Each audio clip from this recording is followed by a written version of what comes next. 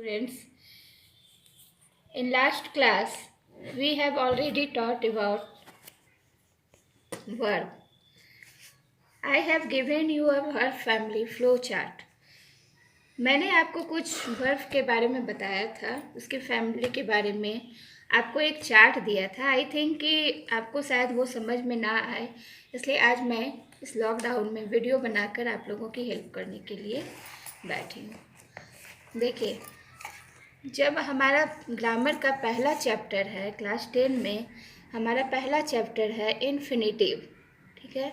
हमें none finite, finite और none finite में नन फाइनाइट हमारा जो है उसमें इन्फिनेटिव को पढ़ना है हमें। तो इन्फिनेटिव को पढ़ने के लिए सबसे पहले हम नन फाइनाइट में जाएंगे।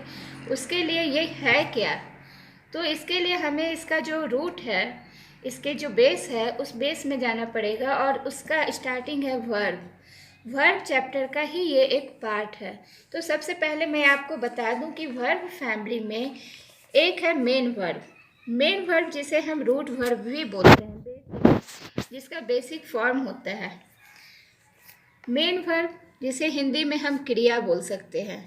क्रिया काम करते हैं ना, जैसे क्रिया करते हैं खाना पीना, खेलना, सोना, बैठना, तो ये क्रिया शब्द है। इसी को इंग्लिश में मेन वर्ब या रूट वर्ब कहा जाता है। दूसरा है वर्ब का, ऐसे समझिए कि वर्ब फादर है और फादर के दो बेटे हैं।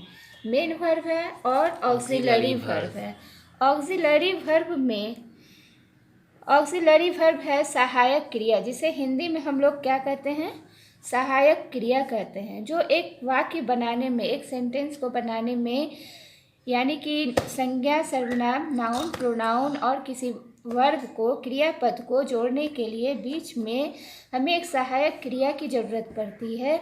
उसी सहायक क्रिया को हम लोग इंग्लिश में ऑक्सिलरी वर्ब कहते हैं। तो ऑक्सिलरी वर्ब और मेन वर्ब, ये वर्ब के दो पार्ट हैं। तो सबसे पहले हम लोग देखते हैं कि मेन वर्ब के अंदर क्या क्या आता है। मेन वर्ब का भी दो पार्ट है, ठीक है। मेन वर्ब का दो पार्ट है। फाइनाइट वर्ब, सबसे पहले इसे फाइनाइट बोलेंगे या बहुत लोग इसे फिनेटिव भी बोलते हैं। तो finite verb and non finite verb या नन फिनिट वर्ब, ठीक है। ये नन फिनिट वर्ब है। फिनिट वर्ब के अंदर में आता है transitive verb and intransitive verb. इसे हम आगे डिटेल्स में पढ़ेंगे। पहले ये जान लें कि मेन वर्ब के दो भाग हैं, फिनिट वर्ब और non finite verb. Finite verb में के भी दो भाग हैं, ट्रांजिटिव और इनट्रांजिटिव। नन फिनिट वर्ब जो हमारे चैप्टर में, हमारा सिलेबस का पहला चैप्टर है नन फिनिट वर्ब, इसमें है इन्फिनेटिव, जेरंड और पार्टिसिपल। इसका तीन भाग है, इन्फिनेटिव है, जेरंड है और पार्टिसिपल है। उसी तरह से ऑक्सिलरी वर्ब के भी दो भाग हैं, दो पार्ट में ये भी बटे हैं, primary auxiliaries and model auxiliaries. Primary auxiliaries में क्या क्या आ जाते हैं, डू, हैव, बी। और मॉडल ऑक्सिलरीज में ऐसे तो 18 है, लेकिन इसमें 3 मार्जिनल मॉडल ऑक्सिलरीज भी हैं। जब हम मॉडल की बात करेंगे तो अभी सबसे पहले हम लोग ऑक्सिलरीज वर्ब को समझते हैं, फिर मेन वर्ब की ओर जाएंगे। आपको हमने एक चार्ट भेजा था, देखिए फिर से दिखा रही हूँ। इस वर्ब का ऑक्सिलरी वर्ब है और मेन वर्ब है। ये रूट, ये एक सुंदर सा आसान सा तरीका हमने आपको समझाने के लिए बनाया है।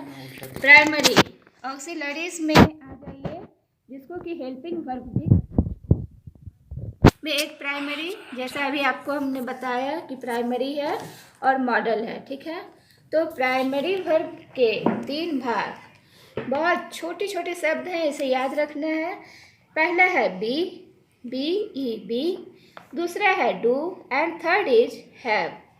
अब बी के अंदर क्या आता है भाई, बी तो हम कह रहे हैं, तो बी के अंदर और है क्या, बी के अंदर प्राइमरी में आ जाता है is, am, are, was, were. क्या क्या है, is, am, are, was, were. Next है डू।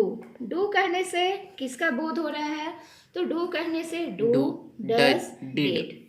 एंड हैव कहने से हैज, हैव, हैड। अब ये प्राइमरी वर्ब जो है ये एक फुल वर्ब की तरह भी काम करता है, ठीक है, और एक मेन वर्ब की तरह भी काम करता है। चूँकि ये सहायक क्रिया में मेन वर्ब के साथ जब इसका यूज करते हैं तो ये सहायक क्रिया की तरह काम करता है, और जब इसे हम फुल वर्ब की तरह यूज करेंगे तो फुल वर्ब और मेन वर्ब की तरह काम करेगा। जैसे हमने यहाँ नोट में भी आपको लिखकर बताया है कि primary auxiliaries also used as main verb and full verb. आगे देखते हैं कि कैसे। आगे देखिए, primary auxiliaries are used according to the person and tense of the subject. जब पर्सन और टेंस के अनुसार ये सहायक क्रिया काम करती है। Ram is a boy, for example Ram is a boy. Ram has a car, you are good students. यहाँ पे देखिए राम, यू, ये सब सिंगुलर नंबर है ना, सिंगुलर या प्लूरल है। और इसके साथ जो सहायक क्रिया इस काम हो रहा है, इसके बाद भी नाउन है, हैज़ के बाद भी नाउन है, आर के बाद भी एडजेक्टिव और नाउन है। तो इस तरह से जब ये सेंटेंस बन रहा है तो यहाँ पे इज, हैज़, आर ये फुल वर्ब की तरह यूज्ड एज फुल वर्ब, ये फुल वर्ब की तरह ये काम कर रहा है, ये यहाँ पे सहायक क्रिया नहीं है। अब आप कहेंगे कि मैम ये सहायक क्रिया की तरह कैसे काम करता है? तो सहायक क्रिया राम इज गोइंग, इसके बाद देखिए गो, गो क्या है? गो क्या है? मेन वर्ब है, मेन वर्ब है, ये क्रियापद है।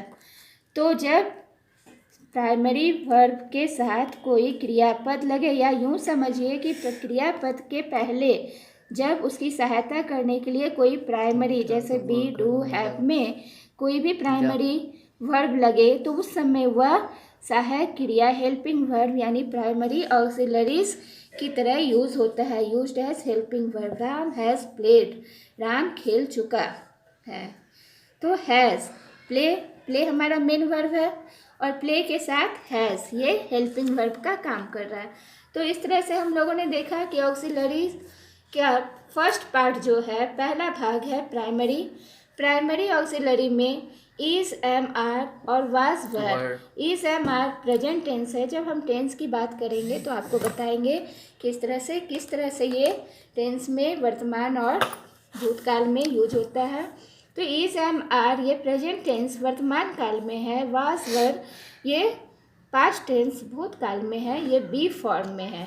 कौन सा फॉर्म है ये? बी फॉर्म है। डू, डज, डिड, डू और डज हम लोग जानते हैं ये टेंस में वर्तमान काल की तरह प्रेजेंट टेंस में काम इसका वर्क होता है, और डिड पास्ट टेंस के लिए। तो ये डू फॉर्म में ये है।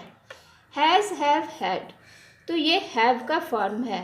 हैव कहने से हमें हैज़, हैव, हैड का तुरंत हमारे दिमाग में आ जाना चाहिए, अटैक होना चाहिए कि हैव कहने से has, have, had primary auxiliaries की बात हम कर रहे हैं।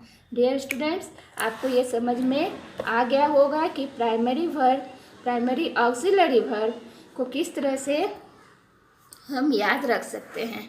नेक्स्ट है मॉडल। ऑक्सिलरीज हेल्पिंग वर्ब में ही मॉडल आता है। प्राइमरी वर्ब टेंस के अनुसार चेंज होता है और सब्जेक्ट के अनुसार चेंज होता है। अब मॉडल के बारे में हम लोग जानें कि मॉडल्स क्या क्या हैं। तो मॉडल्स हैं shall, will, should, would, may, might, can, could, ought to, need, dare, used to। ये सारा ये टोटल क्या है? मॉडल्स हैं। और नीड नंबर बी में देखिए, एक कॉलम हमने नोट में बनाकर दिया आपको कि नीड, डेयर और यूज टू ये मार्जिनल मॉडल ऑक्सिलरीज कहलाते हैं। मेन ऑक्सिलरीज हो गया shall, will, should, would, may, might, can, could ought to ये मॉडल्स हैं। बट 3 और मॉडल्स हैं जो है नीड, डेयर, यूज टू, ये मार्जिनल हैं और ये कभी कभी मेन वर्ब की तरह, वर्ब 1 की तरह भी इनका काम होता है, जैसे कि बी, डू, हैव की तरह हुआ था। तो आगे अब हम लोग देखते हैं कि मॉडल के साथ क्या यूज होता है। मॉडल के साथ सिर्फ वर्ब 1 लगता है। जब भी हम मॉडल लगाएंगे तो उसके बाद आने वाला क्रियापद यानी कि उसके बाद आने वाला मेन वर्ब वो क्या होगा? वर्ब 1 होगा, यानी कि बेसिक फॉर्म मेन वर्ब का बेसिक फॉर्म होगा मॉडल के बाद। Only root verb verb one is used after modal, ठीक है। फॉर एग्जाम्पल देखिए, Ram can play, can modal है ना, तो कैन प्ले, कैन के बाद हमने प्ले ही लगाया, हमने प्लेइंग नहीं लगाया।